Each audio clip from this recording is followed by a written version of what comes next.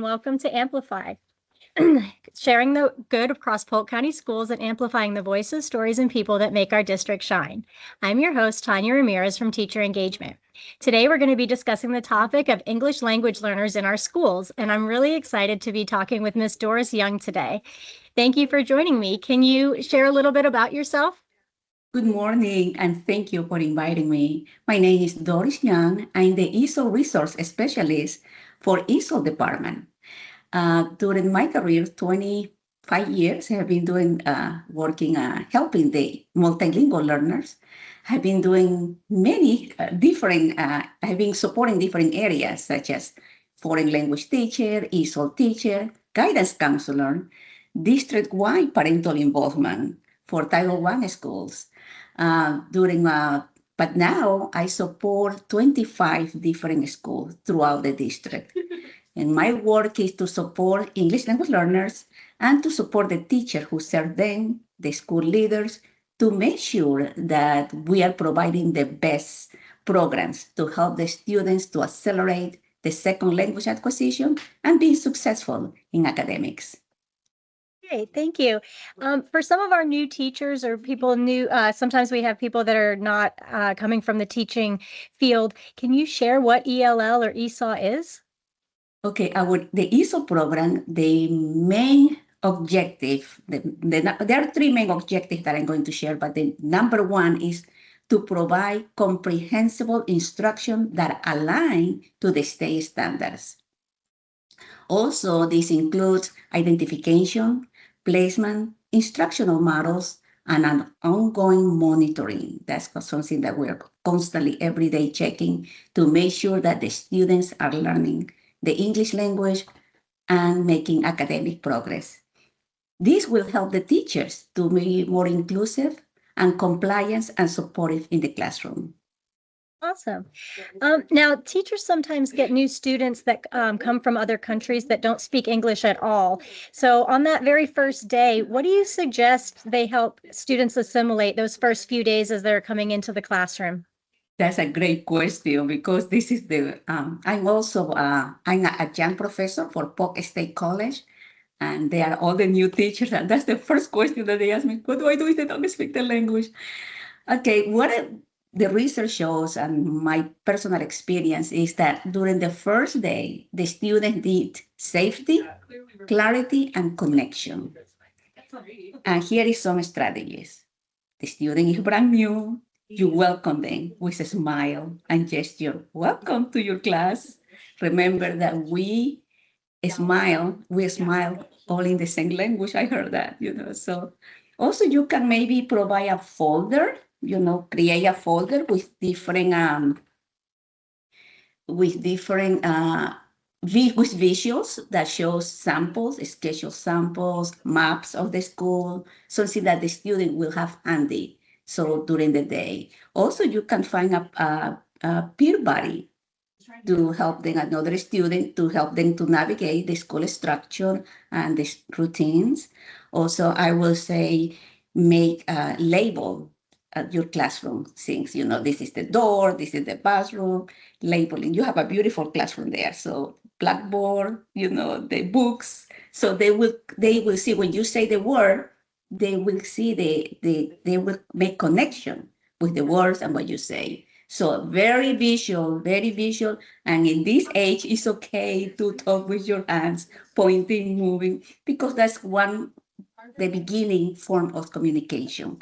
Allow the silent periods and accepting non-verbal responses. That will be our suggestion. Yes. Great.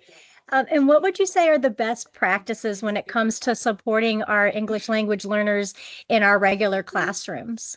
Okay, in the regular classes, now we're talking about the content areas, the math, the science, the social studies.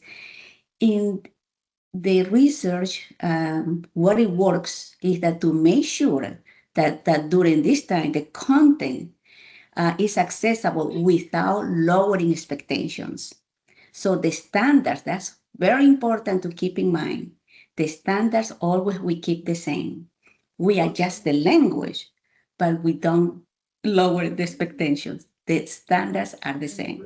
So how do you do that?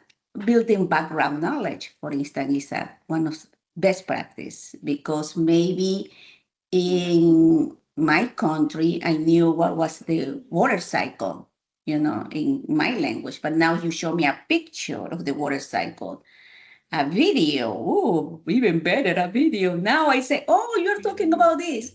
Maybe I cannot say it, but I know the concept, Yeah. so that is critical. And now my challenge will be only to learn how to say it in English. So background knowledge is number one strategy. Pre-teach vocabulary.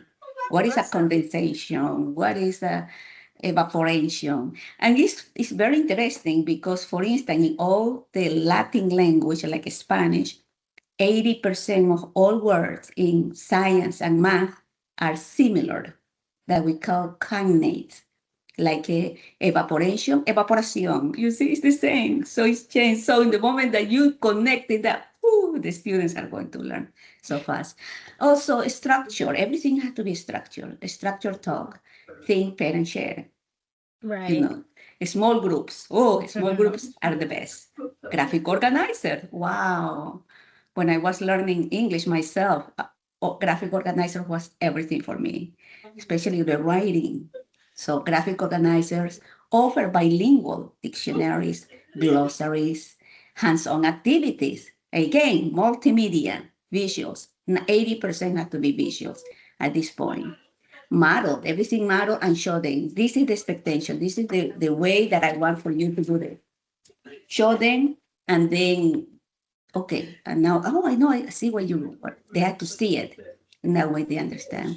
And also critical during this period to use frequent assessments and to use alternative assessments. Demonstration that they know by visuals, pointing, matching, simple language. Yes. Right. And what are some misconceptions that you often hear about our English language learners? Yes, that was a great question. Sometimes they think if the students, they learn English naturally and in immerse program, they will know the language. They will find out. So, but immersion alone is not enough. So just hearing, no, you have to again to go back to the pre-teaching visuals and to use the ESOL strategies. Or sometimes sitting beside a student that is fluent in English, they will pick up the language. That's not true. So it won't happen just naturally. You have to do an intentional teaching. Visuals are only for beginners. I think visuals are good for everyone. That they say visuals are. ELL strategies are only for ELL students. That's not true. The ELL strategies will benefit all students. So that's also, I heard sometimes that they say if they pull out, if they move them to work with the ESOL para in another place, they will learn faster. That's not true. Excessive pull out also can limit the access to grade level content. So immersion is one of the most effective with support. Okay. And what about once a student passes their due state? If they're still not proficient in English, what steps should be taken? Okay, that's a good one. That's a good one because it's what I want to share is the state guidelines, because this is part of compliance, monitoring this compliance. So what the state says, the state ruling, the guideline is that after 3 years that the student have been in the program, you have to do what we call ELL committee meetings every year. That committee is going to review how the student is learning the language, how is they making progress. But in cases like you mentioned, they are still, not learning the language, what's happening. So in that moment, we have to go a little bit deeper, individualized review. Again, I say individualized review. We cannot generalize because each student has different situations. So one of the things that the state, again, recommends, because this is coming from state guidelines, is that to review holistically the student. What is causing That's the question that we need to ask.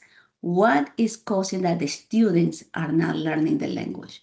So then the committee has to gather data, observations, and then to make the next decision. One of the areas, when I say holistic, is look how the students are making progress in the language. If they're growing, because we have one assessment that is called WIDA Access. Every student, every school knows about that, where we can see they're making progress.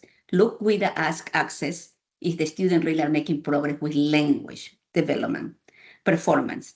Then the teacher can show writing samples, reading samples, in the classroom. Grades, how they're doing, how is the classroom performance. That's another tool. Also, we have to consider attendance and mobility. That could be a cause. Also, possibility of learning disabilities. Sometimes the students, the teacher don't know his language or disability. So, and they get sometimes they don't see that maybe it could be a disability. So all of these possibilities we have to check. Then after we have gathered all the information of the students' performance, academics and language performance has to be both. Then let's go to meet to provide an individualized support plan with goals, interventions, accommodations, and progress monitoring. Because sometimes we do that, but we have to say, okay, in 2 more months, we're going to meet with the parents and to see what really is, what's the cause, the solution, and to see, have to be monitoring is critical. So that's what I will highly recommend the schools, if the students, they see that they're not making progress, to really look deeper to the student academic progress and language progress. Yeah. And I heard you mention it, each is individual, and that involves parents and families. And sometimes those parents and families don't speak English themselves. Mhm. How can teachers and schools engage those families and get them involved in their child's education? That's again, like I mentioned to you before, I was the parental involvement engagement years ago for Title I schools. And I did it for 5 years. That was my only job, helping the families. And with all the research, what is the most effective way to engage the families? Also, I want to share during my time that I worked there as a parental involvement, that the number one, how I can say, element that prediction that the student success is family involvement. It's nothing else but Yes, I family agree. involvement. So I was, oh my gosh, I say, we can solve the problem of the schools if we just involve the families. So I'm very passionate with this area. And the research shows that when families participate more, when they can understand what is happening in the school. So now you say, what about they don't speak the language? Then we provide the information in their home language. We have now great access to tools like AI, chat, they translate beautifully. Share newsletters, agendas daily, sent to the parents with clear expectations. What are your expectations from the beginning? And that's one of the things that I always, request my teacher preparation programs, that the teachers do that with their name, their emails, how they're going to communicate. Because remember, communication is 2 ways. They have to know how I can contact my teacher. So, and explain them what are the grades, policies, the testing, in simple language. This is the key here. It has to be simple language. So when you translate, will translate perfect.